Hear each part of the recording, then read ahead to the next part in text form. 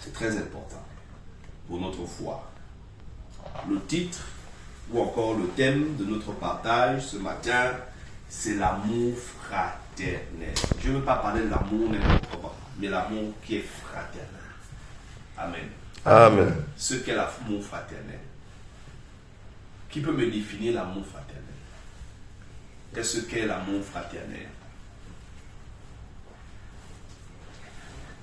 L'amour fraternel, qu'est-ce que c'est? Oui, mon frère? Je dirais que c'est l'amour que nous devons les uns les autres entre frères dans la foi. Entre frères dans la foi. L'amour que nous devons les uns les autres entre frères dans la foi.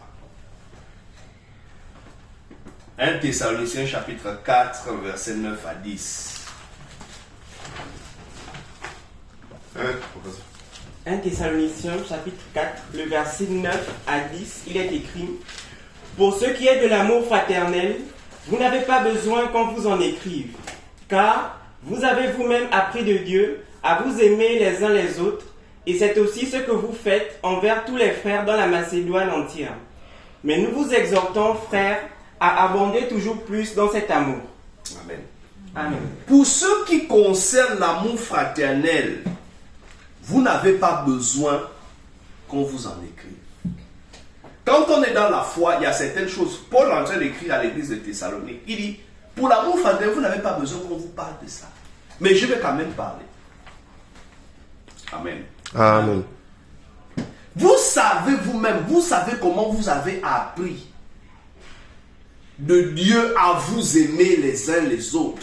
C'est ce que vous faites en effet envers tous les frères de Macédoine entière. Mais nous vous exhortons à faire quoi? À abonder toujours de plus en plus dans cet amour. Amen. Amen. Ici, Paul est en train de faire deux choses. Premièrement, il fait comprendre aux Thessaloniques, frères de Thessalonique, que ils ont de l'amour parce qu'ils s'occupent, ils manifestent l'amour envers les frères de Macédoine. C'est ça? Deuxièmement, il leur demande d'abonder dans ça. Parfois, tu peux te dire que non, moi j'ai l'amour fraternel. Moi j'ai déjà fait l'amour, j'ai déjà pratiqué l'amour. Mais tu ne sais pas que quand l'amour, on doit abonder dans ça. Si tu as posé un acte d'amour fraternel envers ton frère, l'Écriture dit que tu ne dois pas te limiter à ça. Tu dois quoi? Abonder. Vous savez, Jean a dit que qu'est-ce qui montre que nous sommes enfants de Dieu? C'est l'amour. Si tu es en Christ et tu n'as pas l'amour pour les frères, tu n'es pas dans la foi. L'église de Jésus-Christ, ce n'est pas la dénomination. Amen. Amen. Ce n'est pas la dénomination. Ou quand tu arrives, on te pose d'abord les questions. Tu travailles où? Tu travailles où? Dans une banque? Ok. Toi, tu travailles où? Je suis ménagère. Bon, tu vas mettre toi à côté. Toi, tu vois la banque? Bon, ok. Mets ton nom ici. Bon, on va t'établir diacre. C'est pas ça, l'église de Jésus-Christ. Une église là où il y a des acceptions de personnes. Si une sœur est en babouche, porte tes babouches, elle vient toujours à l'église en babouche. Si peut-être tu as quelque chose, tu as dit non, moi je ne peux pas donner à soi. Si je donne mes 100, mes 1000 frères, ça va 45 jours. Elle ne peut jamais aider les gens, elle est trop pauvre. Je donne à Jésus, ça c'est les gens de mon niveau. Ça c'est les gens de mon niveau social. Tu n'es pas dans la foi. C'est pourquoi je dis que l'église, ce n'est pas la dénomination. Ce n'est pas les églises du monde. Amen. Amen. Mais qu'est-ce que nous, en tant qu'enfants de Dieu, qui connaissons l'évangile, devons comprendre sur l'amour fraternel? Hébreux 13, verset 1. Hébreux 13, verset 1, il est écrit: Persévérez dans l'amour fraternel. Amen. Amen. Persévérer dans l'amour Fraternel. D'abord, au départ, Jacques a dit qu'il faut faire quoi? Comment? Abonder. Abonder. Je sais que nous avons tous amour. Chacun va dire que moi j'ai l'amour des frères. Je ne crois pas qu'il y a un frère ici à me dire oui, que non. Si je te pose la question maintenant, frère, est-ce que tu as l'amour des frères? Tu vas me dire que oui, j'ai l'amour des frères. Même si tu n'arrives pas à me donner les preuves de cet amour, tu sais quand même que tu as l'amour des frères. Mais Jacques dit Et plutôt, Paul va faire comprendre qu'il faut comment? Abonder. Maintenant, ici, Hébreu nous fait comprendre quoi? Qu'il faut faire quoi? Persévérer. Persévérer. Tu ne peux pas te lasser dans l'amour que tu exerces pour les frères.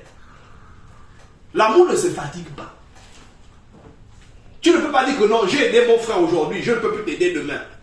Parce que tu as beaucoup aidé, toi ton compte est déjà bon. Non.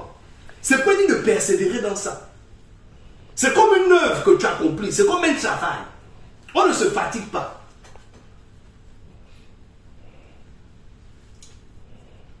Amen. Amen. Il dit de persévérer dans l'amour fraternel. Il faut toujours exercer l'amour. Il faut toujours chercher à avoir l'amour pour les frères. Vous savez, il y a un combat que c'est-à-dire notre foi. Nous devons combattre tous les systèmes, toutes les traditions, tous les systèmes, toutes les philosophies qui s'opposent à notre évangile, qui ne s'accordent pas avec ça. Si tu es en Europe, tu vis en Europe, ne laisse pas un système, le système européen, le système américain ou un système africain corrompre ton intelligence.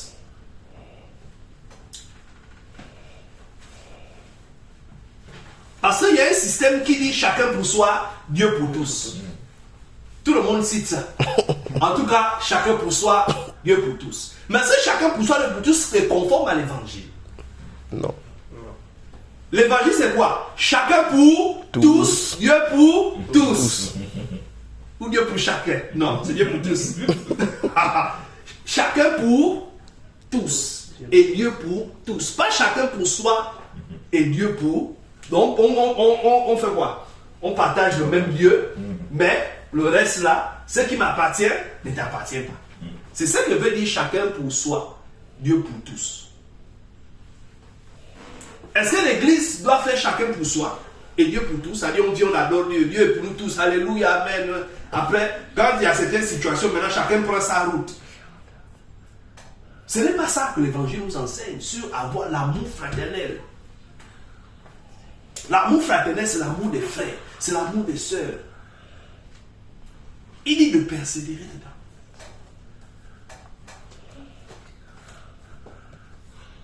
Vous savez, il y a deux choses où Jésus a dit, on va vous reconnaître comme mes disciples. Qui connaît? Dans la Bible, il y a deux choses. Et quand vous allez faire ça là, quand le monde va vous regarder, le monde saura que ça c'est les disciples de Jésus-Christ. Je vois si on connaît l'écriture. Oui, mon frère. La première chose, c'est quoi? Il a dit, si vous vous aimez les uns les autres, quand vous connaîtrez que vous êtes mes disciples. Deuxième chose? L'unité. Quoi? L'unité. Oui. C'est ça? L'amour, en fait, des frères les uns pour les autres. C'est quoi? C'est ça? Oui, l'unité dans Jean 17. Voilà. D'accord? L'unité dans la parole. Hein?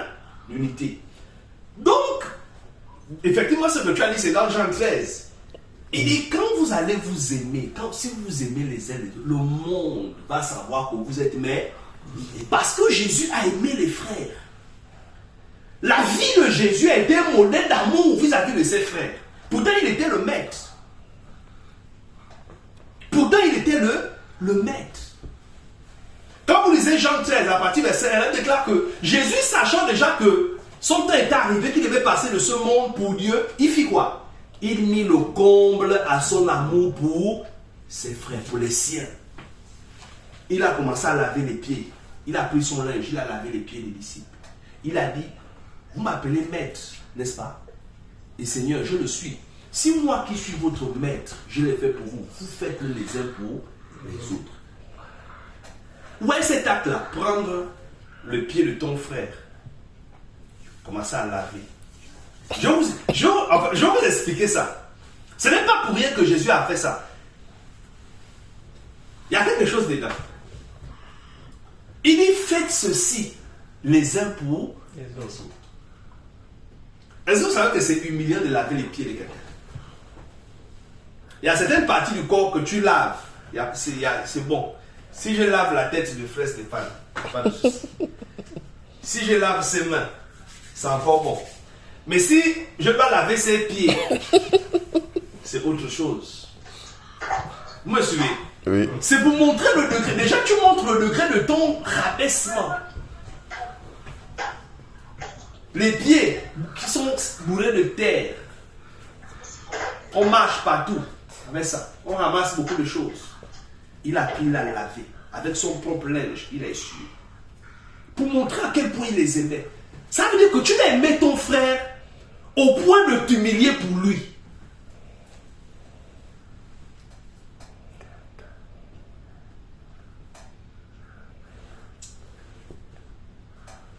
Ton frère peut avoir, peut-être ton frère est malade. Ton frère peut avoir même le corona. C'est les maladies que les gens fuient. Il y a le corona. Ah, mais le frère là-bas, il souffre, on fait comment pas l'aider? Ah, il y a le corona, c'est mieux, il a qu'à se débrouiller lui-même là-bas. Il a qu'à crever, s'il crève. L'amour fera que tu vas venir assister ton... C'est ça, ça dit que c'est s'humilier. Pas que tu vas attraper le corona, non. Tu peux prendre certaines précautions, mais tu vas faire comment? T'humilier pour sauver ton frère.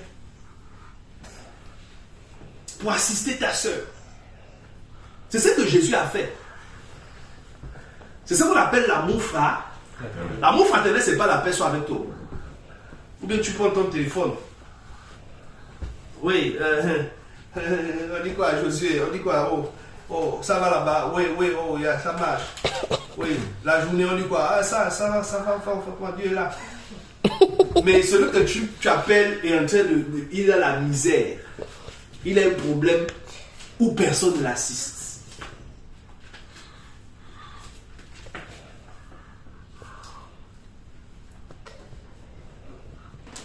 Par exemple, quand j'ai vu le mariage de notre soeur Esther, j'ai vu les frères se mobiliser. C'est bien. Comment les sœurs se sont mis à... comment on appelle ça? Au four, au moulin, tout le monde. Et puis c'était bien. C'est ça la foi, c'est ça l'amour qu'on doit avoir pour les frères. C'est pas tu as un fil organisé, on vient où? On va avoir bien l'invitation, je vais lui manger. Ça se passe même où là? Non. Il faut assister ton frère. C'est ça l'amour. Et on le fait sans se fatiguer.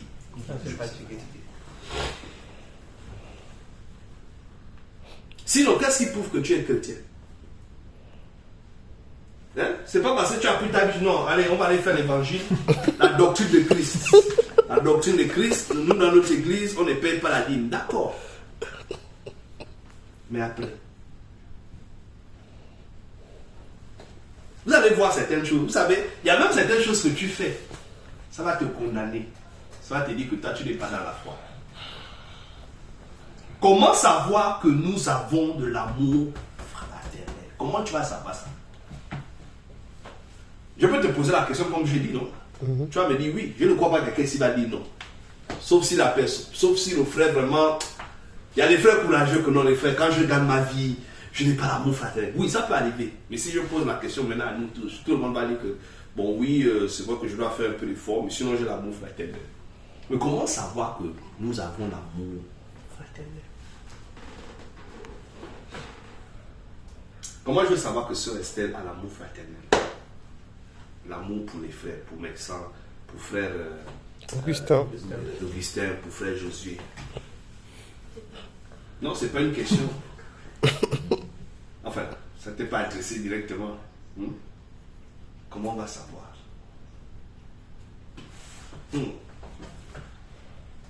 Hébreux 13, verset 2 à 3. Hébreux 13, verset 2. Écoutez bien, parce que quand on a l'amour fraternel, ce n'est pas la bouche. D'accord? On va voir comment quelqu'un peut dire, je peux te regarder et puis te dire, non, lui là il a l'amour. Je peux te regarder, je dis, Josué, bon, on ne juge pas les frères en tout cas. Je ne dis rien. Je ferme ma bouche. Mais qu'est-ce qu'il va montrer? Oui, on y va. Hébreux 13, 2 à 3, il est écrit, n'oubliez pas l'hospitalité. N'oubliez pas l'hospitalité. Oui. Car en l'exerçant, quelques-uns ont logé des anges sans le savoir. Souvenez-vous des prisonniers, comme si vous étiez aussi prisonniers, de ceux qui sont maltraités, comme étant aussi vous-même dans un corps. Amen. Amen. Il faut vous souvenir de... Il faut exercer l'hospitalité. C'est quoi l'hospitalité? Accueillir un frère chez soi. Oui. Accueillir un frère chez soi. Quoi d'autre? Comment on peut encore définir l'hospitalité?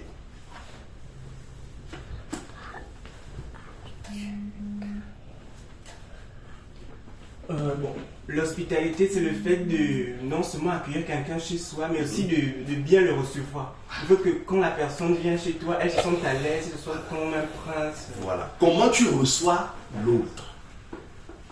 C'est tout ça qu'on appelle l'hospitalité. Comment tu reçois l'autre? L'hospitalité. Il y a des gens qui n'ont pas l'hospitalité.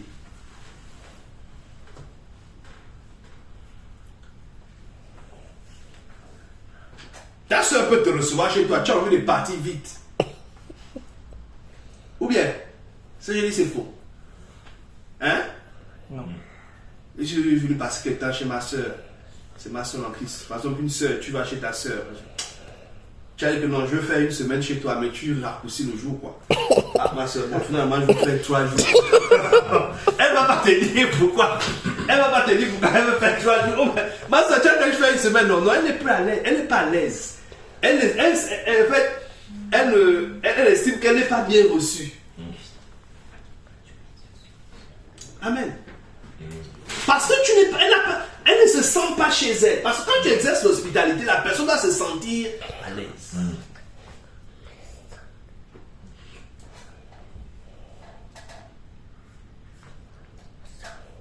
Si peut-être ta soeur, elle est arrivée chez toi, tu l'as reçue. Et puis, peut-être elle prend ta babouche, elle porte ta peur de babouche pour aller déposer la poubelle dehors. Tu cherches ta peur, qui a pris ma peur de babouche? Tu vois la soeur, ma soeur, c'est toi qui as pris ma peur de babouche. Mais pourquoi tu portes mes babouches? Il faut porter tes babouches. Je cherche ça pendant longtemps, je ne vois plus mes babouches. Tu fais le reproche à ta soeur à cause de tes babouches. Amen. Amen. Si ta soeur ne peut pas porter tes babouches pour aller déposer la poubelle, c'est que tu ne peux pas rester chez toi une semaine. Ou bien, l'hospitalité.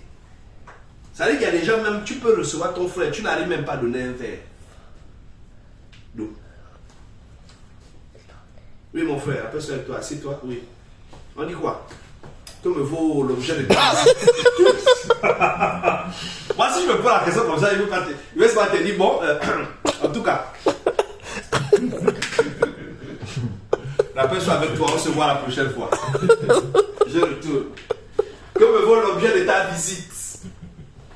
Mais l'objet de ma visite, c'est l'amour que j'ai pour toi. Bien, c'est quoi, il y a un problème? Non, il n'y a pas, mais je suis surpris de te voir et tout. Tu es quitté de comment on appelle ton quartier là encore? D'Évreux jusqu'à l'île de France, comme ça fait 2 heures de temps. Hein. Mais je pensais qu'il y avait un problème. Non, il n'y a pas de problème. Je suis venu, j'ai pensé à toi, je suis venu te rendre un peu visite. Ah, d'accord, ok. Bon, tu es déjà là, on va qu'on fait comment?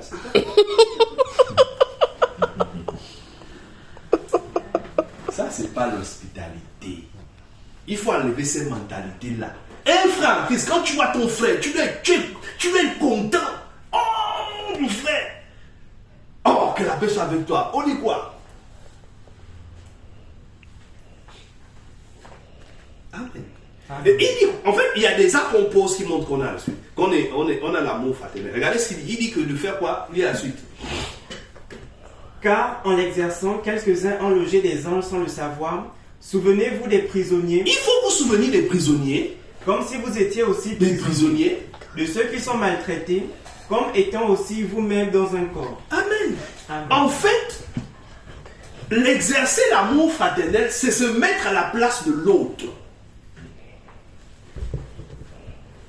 C'est pourquoi il faut se souvenir des gens qui sont prisonniers. Il y a aussi ceux qui sont maltraités.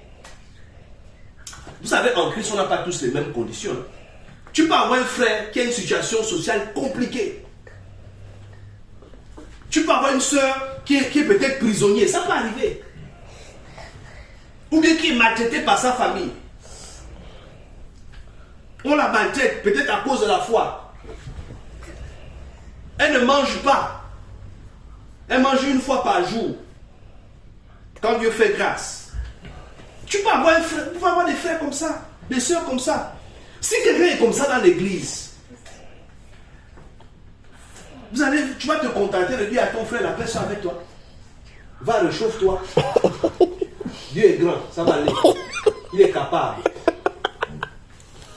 Ma soeur, ça, comment? Ah, ça va, c'est bon. Ah, ça va aller un peu, hein. De toute façon, la souffrance là, c'est compliqué. Ah bon? Qu'est-ce qui se passe? Ah, maman, ça fait 2 jours que je ne mange pas. Parce que, vous savez, celle qui m'a hébergé me maltraite, elle me fait travailler, mais bon, elle ne me donne pas à manger. Ah bon? Ah, ça, c'est une épreuve. C'est ton épreuve. Le Seigneur va te lever après ça. Ça va aller, support. Courage. Ça va fortifier ta foi. Comme ça de la foi, hein? On a dit. Oh non. On va dire moi avec nous, hein? Mon ami, la foi chrétienne, c'est pas pour l'écriture. Il dit porter les fardeaux les uns Les autres. Tu vas venir soulager ta soeur dans son fardeau. Ah bon, t'es maltraite? Bon, les frères, comment on va faire? Tu manges une fois par jour. Bon, avec ça, tiens ça, ça te permet de manger 2 fois par jour, pendant au moins 1 mois. Et la personne parle. Je vais vous dire une chose, hein. Vous savez que en Christ, on aime les gens à adorer Dieu. Hein? Quelqu'un peut avoir une situation qui l'empêche de bien adorer Dieu. Et toi, tu peux l'aider à adorer Dieu. Quelque chose peut troubler ton frère psychologiquement, émotionnellement. Ton attitude, quand tu vas aller vers le frère, même un conseil, ta simple présence, ton simple encouragement, ça peut délivrer, aider le frère. Mais si tu fais le chacun pour soi, chacun a son propre fardeau, il n'a qu'à soulever ça lui-même. Tu ne peux pas accomplir le commandement de Jésus-Christ. Vous savez, vous en Europe, vous avez un grand défi, hein, parce que déjà, votre système ne vous aide pas à accomplir la loi de Dieu. Je dis votre système, hein, façon au système est ici, là. Les frères doivent avoir du zèle, on doit avoir du zèle les uns pour les autres. C'est pas que tu entends les malades sur le téléphone, Skype. Oui, tu as dit de France, non, oui. Tu as quoi? Le palu, ça fait 1 mois. Vous avez pas le palu ici, bon, bref. Un palu, ça fait 1 mois. Ok. Tu as mis le médicament? Oui. Bon, supporte. Ça va aller. D'accord? On se voit dans... On a que dimanche sur Skype, non? Oui. Alors que tu peux prendre ton ticket de train. Dis, ma soeur, j'arrive, je vais te voir. Peut-être j'ai les médicaments, peut-être j'ai même... Je peux pas forcément les médicaments, quelque chose qui va te soulager. Même ma présence.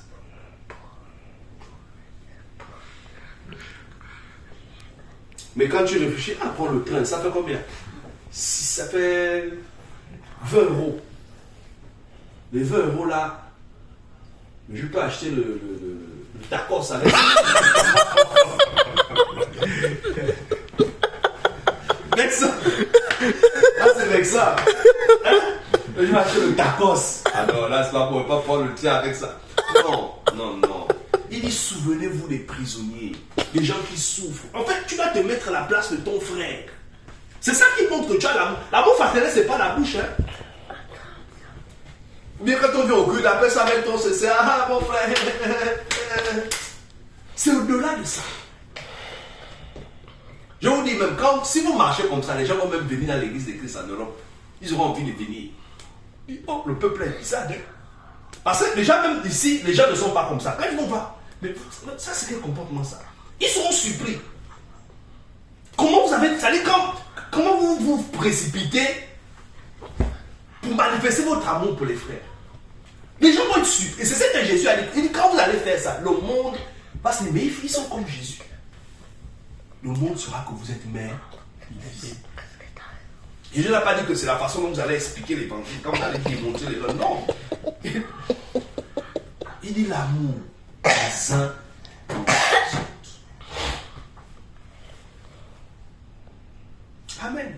Amen. C'est ça.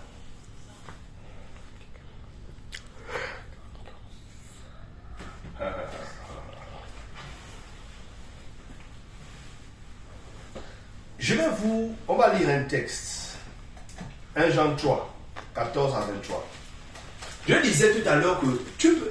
Ça dit, il y a certaines situations, quand tu sondes ton cœur, tu juges ta foi. Tu peux savoir si vraiment tu es dans la foi. Lis un peu à partir du 14. Qu'est-ce que ça dit?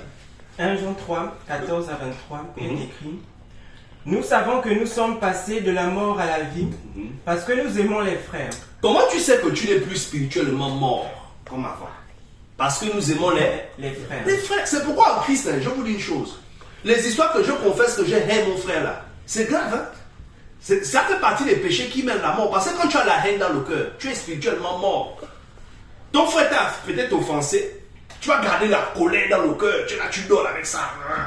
Tu salues ton frère hypocritement, on appelle ça avec toi. Alors que dans ton cœur, tu as quelque chose contre le frère, contre la soeur. De toute façon, tu m'avais parlé la dernière fois là. Je vais jamais oublier ça. Tu es mort spirituellement. Je vous ai dit que l'église, ce n'est pas la dénomination. C'est dans la dénomination où tu vois les gens, ils sont là, ils se calomnient même. Ça se calomnie, ça se critique. Faux amour. Non. Mais nous, on sait que nous ne sommes plus morts parce que nous aimons les frères. C'est la preuve que tu es vivant spirituellement. Quelqu'un qui est mort spirituellement ne peut pas avoir l'amour.